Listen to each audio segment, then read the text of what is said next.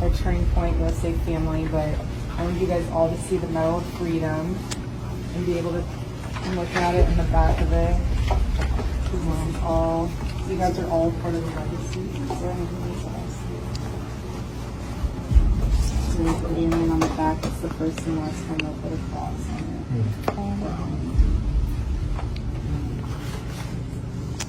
But yeah, you guys I literally will stand here so all of you. Like I'm not, I don't care. Everyone can have their moment and see.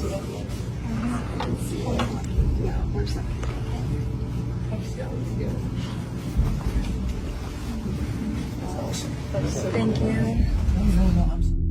Look at this. This is Erika Kirk. She's smiling, laughing, and showing off his Medal of Freedom like she just won an award. Many people saw this footage and said something's not right. Body language experts looked at the same videos, and their findings? Absolutely chilling. So here's the question everyone's asking. Is this how a widow acts when her husband gets assassinated? Or is something way darker going on here? Stick around, because what you're about to see is going to make you question everything.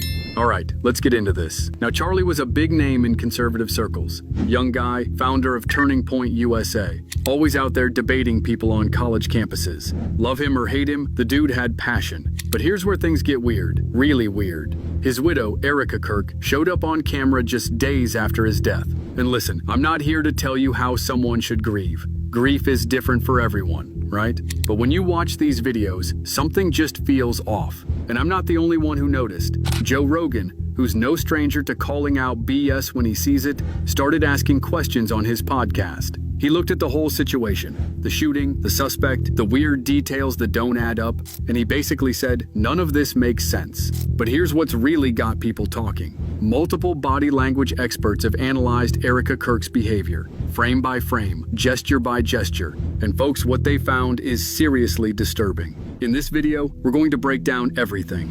Joe Rogan's suspicions about how this case is being handled, expert analysis of Erika's body language, shocking comparisons to how real widows grieve, and why the entire internet is now calling her the happy widow. Trust me, you're going to want to see all of this. But before we dive into Erika's behavior, you need to understand what happened to Charlie Kirk. Because the more you learn about this case, the stranger it gets. Now here's where Joe Rogan comes in.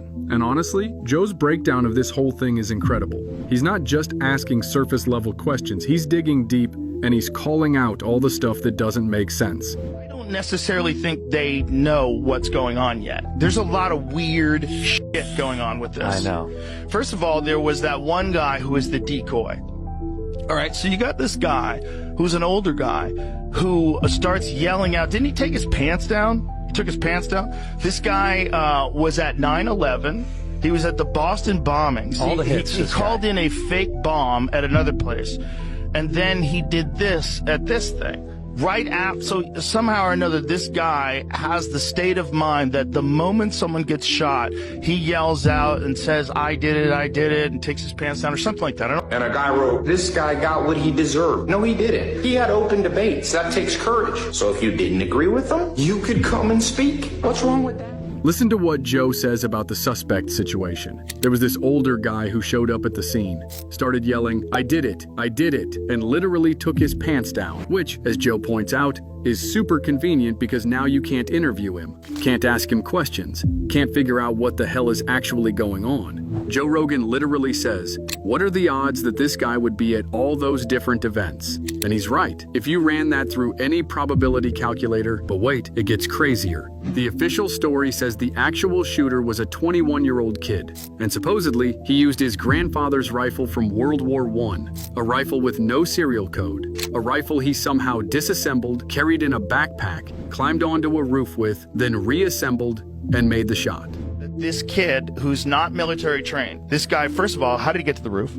How come nobody was looking? How come nobody was like, there's a direct line of sight between where he's sitting and those roofs? You guys didn't check? You don't have a drone? Like, that's insane. So he's on the roof, he shoots, he jumps from the roof, he jumps down 14 feet. Yeah, we saw didn't they have video of him jump? Somebody had a cell phone video of him jumping. There's down, a video right? of him jumping. So this guy, whoever it is, jumps off of the roof and lands, whether or not he's even the guy who shot him. Maybe he thought he was going to shoot him. Maybe he's a patsy. Maybe he did it. I feel like he's a plant. Did you see the video? Did I you don't see know. the person doing the investigating on his mom's Facebook? No. You haven't seen this? Have you seen that, Jamie? Some dude online. His mom's is- got a weird Facebook. I It's spill coffee. very trippy. It doesn't make any sense.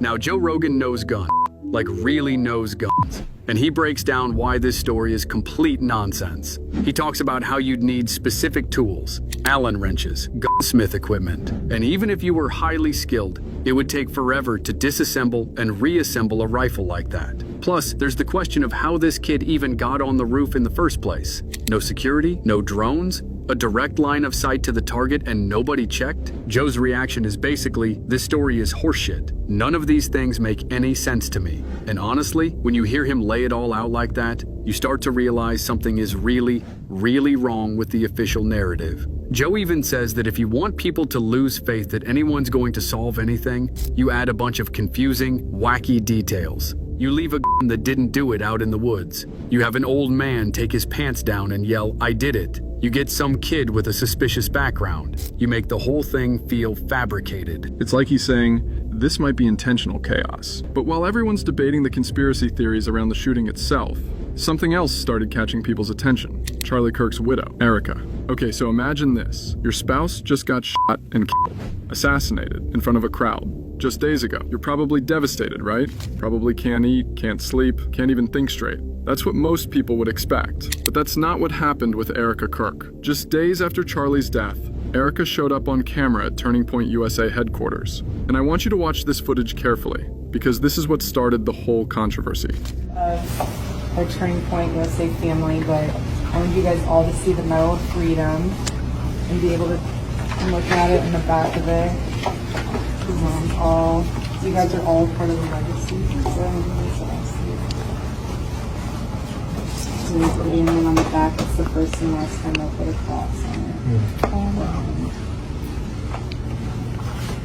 it. Look at her face. She's smiling. Not a small, sad smile. A full, genuine smile. She's showing off Charlie's Medal of Freedom to the staff, talking about how they're all part of the legacy. She's excited, energetic, almost happy. And listen, I get it. People process trauma differently. Maybe she's putting on a brave face. Maybe she's in shock. But when you compare this to how most widows act just days after losing their spouse, the difference is pretty striking. One comment on this video went absolutely viral. It said, "Everyone grieves differently, but no one grieves like her." And honestly, that comment kind of sums up what thousands of people were thinking. But here's the thing, this wasn't the only footage. There was more. And when people started looking at all of it together, the picture that emerged was, well, let's just say it raised a lot of questions. So there's another video that surfaced. This one shows Erika arriving at an event in a car. And in this footage, she's supposedly crying, grieving, showing emotion. But here's what happened. People watched this video and immediately called it out. Love you, Erika. Charlie, Charlie, Charlie, Charlie. Love you, Erika. Charlie, Charlie, Charlie. Watch her face. Watch her body language. Does this look like genuine grief to you? Or does it look like someone who's trying to look like they're grieving? The internet had a field day with this one. Comments like bad acting and fake crying flooded the video. People started comparing her to actresses in movies who have to fake cry for a scene. And look, I'm not trying to be cruel here, but when you watch this footage, something just feels off. It's hard to put your finger on exactly what it is, but your gut tells you something's not right. But you know what? Maybe I'm wrong. Maybe we're all wrong. Maybe this is just how Erika processes grief. So let's do something. Let's compare this to what real, genuine grief looks like. Because if we're going to make judgments about Erika's behavior, we should at least see the contrast. Remember when Kobe Bryant died? His wife, Vanessa Bryant, lost her husband and her daughter in that helicopter crash. It was absolutely devastating. Now, Vanessa didn't make a lot of public appearances right after the tragedy, but when she did, you could see the pain, the genuine, raw emotion, the kind of grief that just radiates from someone who's lost everything. We have so many amazing things down the pipeline. Fail in due time. I am so excited. I miss you, all of you, every day. I love you. Look at this comparison. On one side, you've got Vanessa Bryant, barely able to hold it together, visibly heartbroken. On the other side, you've got Erika Kirk, talking about amazing things down the pipeline and how excited she is The contrast it's jarring, honestly. And this is when the internet started using a new term to describe Erika, the happy widow. Now I know that sounds harsh, really harsh, but when you watch these videos side by side, you start to understand why people are so disturbed by her behavior. Because here's the thing, grief doesn't have a rule book. People grieve in different ways, but there's a difference between processing grief differently and showing no signs of grief at all. And that's what's bothering people. It's not just that Erika is handling it differently, it's that she seems happy, energized, ready to move forward. Which brings us to the next part, the part that really made people's jaws drop. So after Charlie's death, someone had to take over Turning Point USA, and that someone was Erika. Now, taking over your late husband's organization is a big responsibility. It's emotional, it's heavy, and most people would approach it with a sense of duty, maybe even reluctance. But that's not how Erika approached it. She seems really upbeat, really happy, only days after her husband was assassinated. That looks like smiles. That looks like laughing and happiness and joy. So many people noticed this. Erika was laughing right after her husband was assassinated. Now, I'm not saying she's celebrating. I'm saying it's weird. Listen to her tone here. She's talking about hosting the show, about continuing Charlie's work. And she's not somber. She's not reluctant. She's excited. She literally says, "I'm excited." It's weird to say excited. And yeah, Erika, it is weird to say excited when you're talking about taking over because your husband was just murdered. She goes on to talk about how blessed they are to have more work than we could ever dream of, how there are amazing things down the pipeline. And the whole time she's saying this, she's got this upbeat energy, this enthusiasm, like she's talking about a new business venture, not her husband's death. TikTok users started pointing this out. They made videos highlighting her tone, her word choices, her body language. And the general consensus was, this doesn't look like grief. This looks like someone who's excited about a promotion. But wait, it gets even weirder. I just am excited. It's weird to say excited, but it's also very surreal to say it because I know that God will use all of this in a way that will glorify Him, further Charlie's legacy, and Charlie's up in heaven just having... He's rooting us on. I know that. He's so rooting us on. Yeah. I know. In another clip, Erika talks about continuing to use Charlie's social media accounts. She says she wants to keep his voice alive, keep posting on his behalf. Now, on the surface, that might sound sweet, like she's honoring his memory. But here's what people are saying. Is it honoring someone's memory to tweet as them after they're dead? Or is it kind of creepy, kind of tone deaf? We're about to find out what actual experts think about all of this. Okay, so at this point, people were suspicious. But suspicion isn't proof, right? We needed someone who actually knows what they're talking about to break down Erika's behavior. Enter Dr. G, a professional body language expert. Dr. G watched hours of Erika's footage and analyzed it frame by frame. And what she found was really interesting. This is very much a real smile. The way that the eyes wrinkle, the way that the corners of the mouth go up, that all matches what would be a legitimate smile. So when people are saying, is she acting? Not right here she isn't. That seems to be actual. She actually feels good right there. A way that always keeps Charlie first and his dreams alive and his legacy. And then afterwards she says keeps his dreams alive. When she raised her eyebrows, she wants you to understand she is planning on keeping his dreams alive. That's something she's actually feeling as she's talking about it. Because when we raise our eyebrows, it brings attention to our face, and that's what she's focused on. You have to think so much of this is unconscious. So it's not like if she's trying to perform in some way that she could fake all of these things. What she's saying right now really does seem to be tied into how she's feeling. First, and his dreams. First, Dr. G noticed something called a Duchenne smile. This is a genuine smile that you can't really fake. It involves not just your mouth, but your eyes. They crinkle at the corners. It's the kind of smile you make when you're genuinely happy. And Dr. G spotted this exact smile on Erika's face when she was talking about Charlie's dreams and taking over his work. Now, what does that mean? It means Erika's positive feelings in that moment were authentic. She genuinely felt good about what she was saying. Think about that for a second. Just days after your husband is killed, and you're showing a genuine, authentic smile when talking about taking over his organization. That's not normal grief behavior, folks. But Dr. G noticed something else too. We will have consistency. The members So we will have consistency. She really wants people to understand this. And that's what's interesting and what's different about when she's talking about this relative to some of what she's talked about before. So we're seeing a difference in body language here and what we saw at the beginning. At the beginning, she was connecting with the other people in the room, sharing stories, talking about Charlie, feeling good. Now she's talking about continuing the legacy of Turning Point USA and the Charlie Kirk Show. There is an intensity here. I think this is something she feels very strongly about.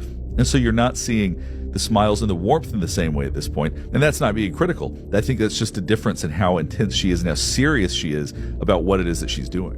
When Erika started talking about the future of the show and making promises about consistency, her entire body language changed. She squinted. She looked directly into the camera. Her tone shifted from warm to intense. Dr. G said this showed Erika was very serious about continuing the legacy. She wasn't just going through the motions. She was committed, determined, focused. And again, that's interesting, right? Because most widows aren't thinking about business strategy and show consistency days after their husband's murder. They're thinking about how to get through the next 5 minutes without falling apart. But Erika, she's making business plans. She's strategizing. She's locked in. So Dr. G's analysis basically confirmed what a lot of people were already thinking. Erika's behavior doesn't match what you'd expect from someone in genuine grief.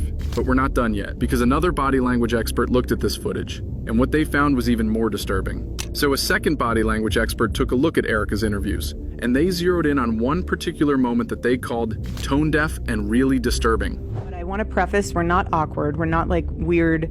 Cringy. We're not cringe. We're not going to be tweeting as if it's him. That's tone deaf and really disturbing. And anyone who does that's like morbidly off. Yeah. That's not what's happening. What's happening is the team is keeping this alive because we have Charlie in each and every one of us. And it is going to be continually the North Star of the conservative movement, of the voice of the youth, of the voice of the base, and that will not end. All right, so earlier we talked about incongruity, and sometimes that means when something is incongruent with the environment, but other times it's an incongruity between someone's words and behaviors.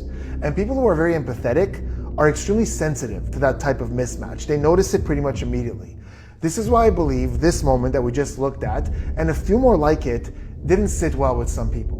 It was when Erika talked about tweeting as Charlie, using his account to post messages like he's still alive. Now, the expert pointed out that this shows a serious disconnect from appropriate grieving behavior. When someone dies, especially when they're murdered, most people want to preserve their memory exactly as it was. They don't want to create new content and pretend it's coming from the deceased. But Erika, she's excited about it. She sees it as continuing his voice, keeping him alive through social media. The expert called this disturbing because it suggests Erika might be more focused on maintaining the brand and the platform than actually processing her husband's death.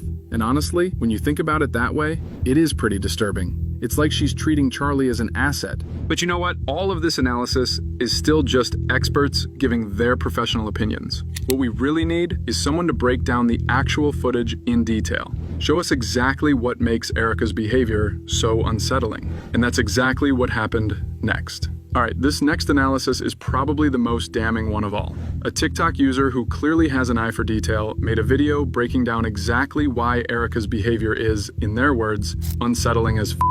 And I gotta tell you, once you see this breakdown, you can't unsee it. I'm just gonna say it, Erika Kirk's behavior is unsettling as fuck. It's not conveying real grief, it's conveying performance. It's giving uncanny valley. Like, this woman came out on stage to pyrotechnics, timing her body language and her crying to the music. Then she gives a speech that comes off as more of a piece of performance art than it does as an expression of real grief. And when you look at that woman's face, there is not a single tear streaming down that woman's face. There is not a single smudge of makeup out of place. She's making it look like she's crying, but she's not really crying. So yeah, the whole thing is unsettling as fuck. So this person points out that Erika came out on stage at one of these events to pyrotechnics, like actual fireworks and dramatic music, for a memorial appearance. Already that's a choice, right? But okay, maybe the event organizers did that, not her. But here's what's really damning. This person analyzed Erika's crying moments, and they noticed something that, once you see it, you can't ignore. When Erika is supposedly crying, if you look closely at her face, there's not a single tear streaming down, not one. Her makeup is perfect, not a single smudge out of place. She's making the motions of crying, she's doing the face, she's making the sounds, but she's not actually crying. This person compared it to performance art. Like Erika is acting out what she thinks grief should look like, but she's not actually feeling it. And they pointed out how she times her body language to the music. When the music swells, she covers her face. When the music softens, she looks up. It's choreographed. Now, I want to be fair here. Maybe Erika was cried out. Maybe she'd been crying for days and just didn't have any tears left. That happens to people sometimes. But combined with everything else, the smiling, the excitement, the business talk, the genuine happiness when discussing taking over, this dry crying just adds another layer to the whole thing. And people are noticing. Thousands of comments on these videos are saying the same thing. This doesn't feel real. This feels like a performance. So we've got multiple pieces of evidence now. We've got expert analysis, we've got comparisons to real grieving widows, we've got detailed breakdowns of her body language. But let's bring it back to where we started, Joe Rogan. While everyone's focused on Erika's behavior, Joe Rogan is looking at something bigger. See, Joe's not just saying Erika's acting weird, he's saying the entire situation around Charlie's death is suspicious, and Erika's behavior might just be one piece of a much larger puzzle. Joe talks about how when powerful people want the public to lose faith in ever getting real answers, they do something specific. They add confusion. They add contradictory details. They make the whole thing so messy and complicated that people just give up trying to figure out the truth. You leave a that didn't actually do it out in the woods. You have some old guy take his pants down and yell, "I did it." You get a suspicious kid with a weird background, conflicting information about what type of rifle was used and whether it could have even made the shot. You create chaos. Or is Erika just genuinely happy about her new position and doesn't realize how bad it looks? Joe doesn't give us a clear answer. He just lays out all the pieces and lets us think about it. So what are we supposed to think here? What's the truth? So here's my question for you. What do you think is happening? Is Erika just processing grief in an unusual way? Is she in shock and not fully registering what happened? Is she putting on a brave face for the public while she's falling apart in private? Is she genuinely excited about her new position? Was their marriage not what it seemed? Is she part of some larger conspiracy, like Joe Rogan suggests? I honestly don't know. And that's what makes this whole thing so unsettling. Because usually when you watch someone who just lost their spouse, you don't have to ask these questions. The grief is obvious, the pain is real. But with Erika Kirk, we're all sitting here wondering if she's even sad at all. Thanks for watching, and remember, always question what you're being told. Always look at the evidence for yourself. See you next time.